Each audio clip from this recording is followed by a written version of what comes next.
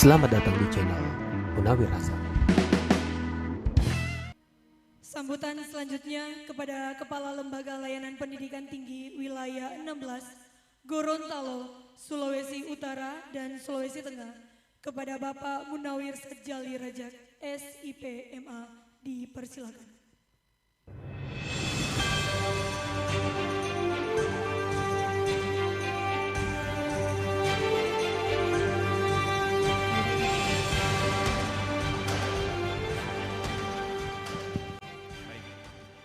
Bismillahirrahmanirrahim. Assalamualaikum warahmatullahi wabarakatuh.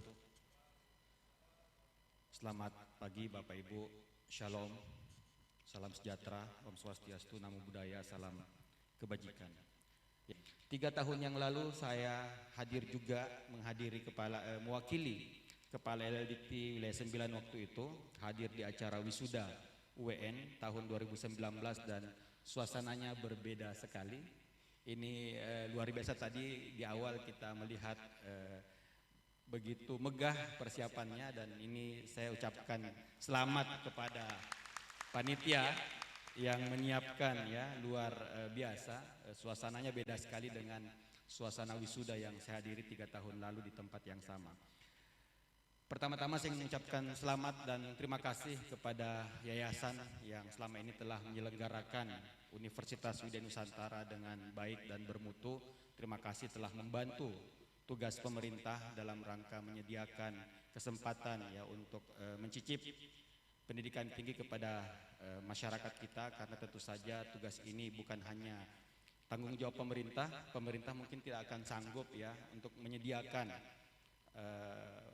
kampus atau memberikan akses perkuliahan kepada seluruh masyarakat kita tanpa dibantu dengan perguruan tinggi swasta.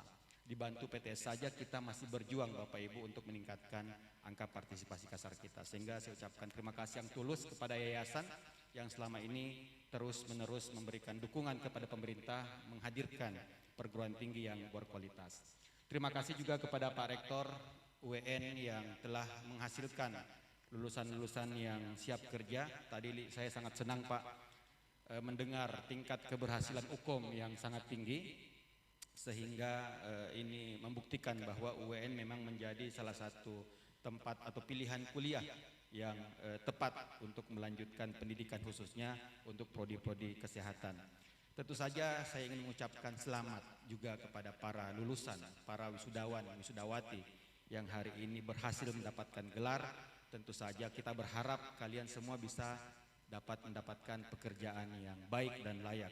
Saya sepakat tadi dengan sambutan dari Siti Aisyah, ya, yang mengatakan jangan sampai kita menambah daftar panjang pengangguran. Karena ini memang tantangan kita Bapak Ibu. Pengangguran saat ini menjadi salah satu tantangan yang kita hadapi di Indonesia.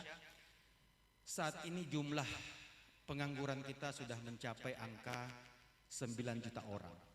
Dan 1 juta diantaranya ini adalah lulusan dari perguruan tinggi. Jadi memang tadi saya sepakat jangan sampai kemudian para wisudawan-wisudawati yang hari ini berbahagia kemudian tidak berhasil untuk mendapatkan pekerjaan yang layak dalam waktu cepat, sehingga kemudian menambah daftar pengangguran. Saya mencatat setidaknya ada 3 penyebab, ya, tingginya angka pengangguran. Yang pertama, yang mungkin tidak kita sadari adalah semakin majunya teknologi. Transformasi digital yang luar biasa mungkin di satu sisi membantu kita pada beberapa aspek kehidupan, tapi di satu sisi tanpa kita sadari menjadi permasalahan sendiri, karena kemajuan teknologi mengakibatkan biaya produksi mesin dan robot itu berkurang sampai dengan 65% setiap tahun. Sementara biaya tenaga kerja kita, upahnya itu mengalami peningkatan setidaknya 2-15% setiap tahun. Sehingga ke depan akan terjadi banyak pengurangan tenaga kerja manusia yang digantikan oleh mesin dan robot. Ada prediksi Bapak Ibu, tahun 2025 ada 47% pekerjaan yang selama ini dikerjakan manusia akan hilang karena digantikan oleh mesin dan robot. Mungkin tanpa kita sadari kita sudah bahkan merasakannya sekarang ya, misalnya dalam industri perbankan, customer service teller itu semakin berkurang karena kita dengan mudahnya dimanjakan dengan aplikasi internet banking misalnya. Di mall, di jalan tol kita sudah tidak lagi melihat banyak petugas-petugas yang menjaga loket karena semua digantikan oleh mesin. Bahkan ada studi dari McKinsey pada tahun 2019 memprediksi bahwa ke depan akan ada 23 juta pekerjaan yang hilang yang akan digantikan oleh mesin dan robot. Ini luar biasa, bayangkan 23 juta pekerjaan yang hilang. Walaupun ada peluang lainnya, akan ada 40-an juta pekerjaan baru yang muncul, tapi belum tentu yang hilang tadi bisa kemudian dimanfaatkan atau digantikan oleh mereka tadi yang kehilangan pekerjaan. Karena jenis-jenis pekerjaan baru ini membutuhkan bisnis proses yang baru, skill yang baru yang tentu saja belum bisa diimbangi oleh tenaga kerja kita yang masih konvensional. Jadi itu adalah tantangan yang pertama, teknologi yang kemudian mengakibatkan berubahnya peta tenaga kerja manusia digantikan oleh mesin. Yang kedua, penyebab yang kedua Bapak Ibu, tingginya angka pengangguran karena tidak nyambungnya antara kompetensi dan skill yang dimiliki oleh lulusan perguruan tinggi dengan kebutuhan industri, kebutuhan dunia kerja, kebutuhan dunia usaha, sehingga dibutuhkan link and match, butuh kolaborasi antara perguruan tinggi dengan dunia usaha untuk mengidentifikasi kebutuhan mereka seperti apa. Kemudian kita susun melalui kurikulum, mengundang praktisi mengajar, ya, mengirim mahasiswa kita magang, dan kemudian kita ikat dengan komitmen untuk merekrut lulusan kita. Dan ini sudah kami bungkus Pak Rektor melalui kebijakan Merdeka Belajar Kampus Merdeka. Dan tentu saja kami berharap Universitas Widaya Nusantara juga ikut berpartisipasi dalam program ini. Ke depan kita berharap MBKM ini bukan lagi sebagai kebijakan, tapi MBKM ini merupakan sebagai sebuah gerakan yang dilakukan oleh perguruan tinggi dengan kesadaran untuk mempersiapkan tenaga kerja yang terampil, yang punya kompetensi sesuai dengan kebutuhan dunia usaha, dunia industri, dan dunia kerja. Jadi itu tantangan yang kedua atau masalah kedua, karena selama ini kita menghasilkan sarjana-sarjana yang ternyata kompetensinya belum sama atau tidak sesuai dengan apa yang dibutuhkan oleh dunia kerja. Itu masalah yang kedua. Masalah yang ketiga Pak Rektor adalah oversupply, dan inilah yang terjadi pada bidang kesehatan. Jujur saja Bapak Ibu, 11 tahun yang lalu Kementerian Pendidikan dan Kebudayaan, khususnya Pak Dirjen Dikti waktu itu Pak Joko Santoso, melakukan moratorium untuk pembukaan program studi baru bidang kesehatan, khususnya kebidanan dan keperawatan. Saat itu Bapak Ibu, untuk prodi kebidanan saja untuk D3 jumlahnya 729, D4 kebidanan ada 69, dan hanya 11% yang terakreditasi di tahun 2011. Dosennya yang punya kualifikasi hanya 350 orang, sementara kebutuhan dosen saat itu 5.000 orang. Itu untuk prodi kebidanan. Untuk prodi keperawatan juga mirip-mirip. Jumlah prodi S1-nya, D3-nya ada 600 prodi, S1-nya 306 prodi, dan hanya 23% yang terakreditasi. Jadi ada masalah di mutu, dan bayangkan Bapak Ibu, walaupun sudah di moratorium 11 tahun, kedua prodi ini sampai sekarang masih masuk top 10 jumlah prodi dengan populasi terbanyak, ya. Prodi kebidanan ada di peringkat ketiga dan prodi keperawatan ada di peringkat ke-6. Bayangkan, tidak di moratorium saja 11 tahun masih masuk top 10. Jadi kenapa kemudian di moratorium Bapak Ibu? Karena Pak Dirjen waktu itu memprediksi 5 tahun dari saat itu atau tahun 2016, jadi 5 tahun dari tahun 2011 diprediksi bahwa lulusan program studi keperawatan dan kebidanan akan membanjiri pasar kerja dan lebih banyak daripada peluang kerja yang disiapkan dari sektor kesehatan. Saya pernah membaca data Bapak Ibu bahkan untuk bidan saja itu kebutuhan realnya jumlahnya 49.000, sementara jumlah realnya itu sudah mencapai 146.000, sehingga surplusnya itu 97.000 orang. Itu untuk bidan. Untuk keperawatan kebutuhannya 59.000, jumlah realnya 118.000, sehingga surplusnya itu ada sebanyak 58.000 orang. Jadi bayangkan betapa banyak ya oversupply ya, tidak seimbang lagi antara lapangan pekerjaan yang tersedia dengan jumlah sarjana-sarjana atau ahli media kebidanan dan keperawatan yang ada di Indonesia. Walaupun persoalan lainnya adalah masalah distribusi, karena memang nakes kita numpuknya di Pulau Jawa. Tapi dengan oversupply tadi teman-teman, dengan tantangan-tantangan yang saya sebutkan tadi, sebenarnya ada peluang yang jauh lebih menggiurkan. Tadi Pak Rektor sudah sampaikan berapa jumlah alumni-alumni atau senior-senior kalian yang sudah berkiprah di luar negeri, dan saya rasa itu memang menjadi salah satu jawaban betapa sulitnya kemudian lapangan pekerjaan di Indonesia untuk bidang kesehatan karena oversupply tadi. Ya, apalagi kalau cuma mau mengharap menjadi pegawai negeri, persaingannya sangat luar biasa, sehingga kenapa kemudian teman-teman para wisudawan tidak memikirkan ya peluang untuk bekerja menjadi tenaga kesehatan profesional di luar negeri. Saat ini Bapak Ibu, PBB merilis ada 12 ya sektor pekerjaan yang mobilitas tenaga kerjanya itu paling tinggi, mulai dari industri manufaktur ya, oil mining, gas, dan salah satunya adalah di bidang kesehatan. Sekarang lagi ngetren istilah travel nurse. Apalagi ada data ya yang menunjukkan bahwa di tahun 2023 kita atau dunia ini kekurangan sekitar 18 juta perawat secara global, khususnya untuk negara-negara yang menghadapi penduduk yang menua atau aging society ya. Dan ini hampir merata di semua kawasan.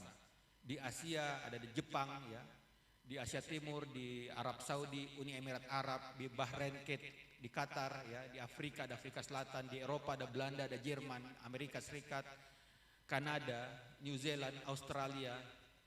Ini semua negara-negara yang menghadapi aging society dan membutuhkan banyak tenaga kerja kesehatan, termasuk perawat dan bidan dari luar negeri, yang sayangnya saat ini masih didominasi oleh negara-negara pesaing kita, dari Bangladesh, dari Pakistan, Filipina, dari Thailand, dan termasuk dari China.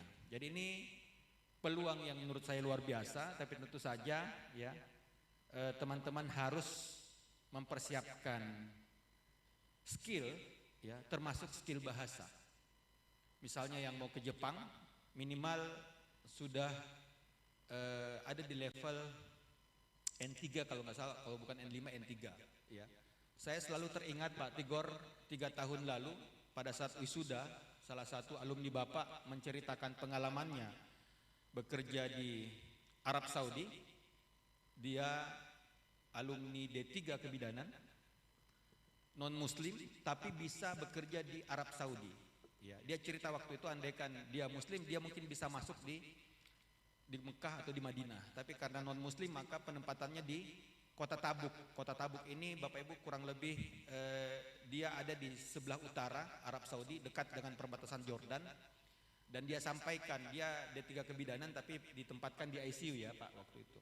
Dia bilang dia butuh 4 bulan untuk kursus bahasa, dia butuh 2 keterampilan bahasa Arab dan bahasa Inggris.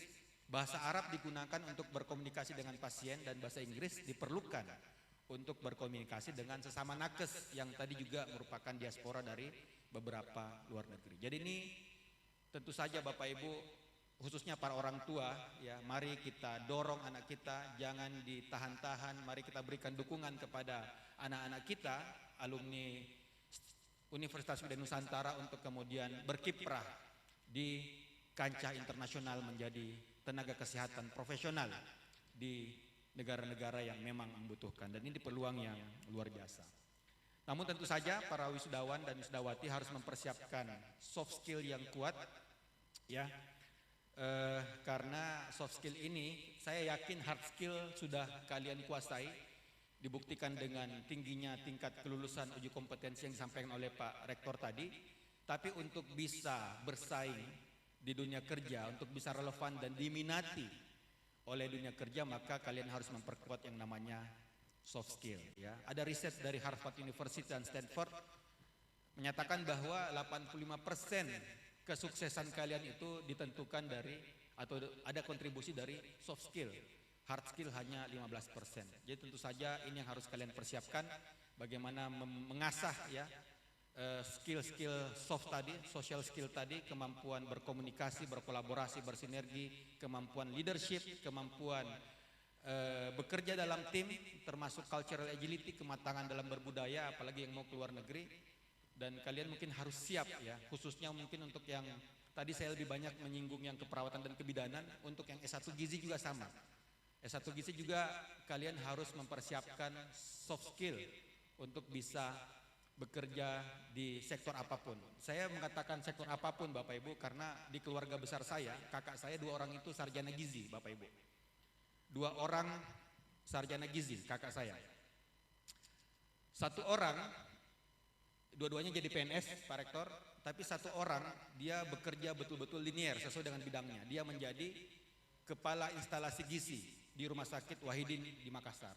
Tapi yang 1 lagi sarjana gizi menjadi pegawai negeri, tapi bukan di sektor kesehatan. Dia bekerja sama dengan saya di Kementerian Pendidikan dan Kebudayaan menjadi analis tata laksana yang sama sekali tidak ada kaitannya dengan gizi.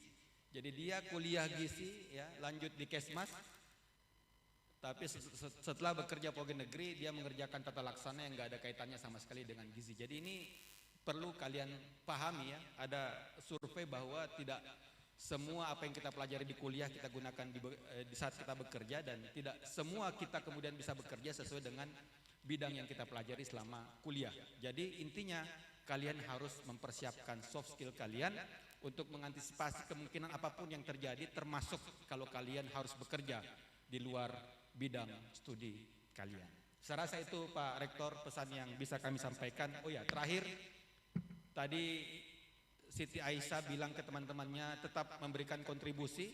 Salah satu kontribusi yang bisa kalian berikan untuk kampus tercinta ini adalah tahun depan kalian harus berpartisipasi pada tracer study atau penelusuran alumni. Jadi kalian nanti akan mendapatkan informasi dari kampus untuk mengisi link, untuk menyampaikan apa aktivitas kalian.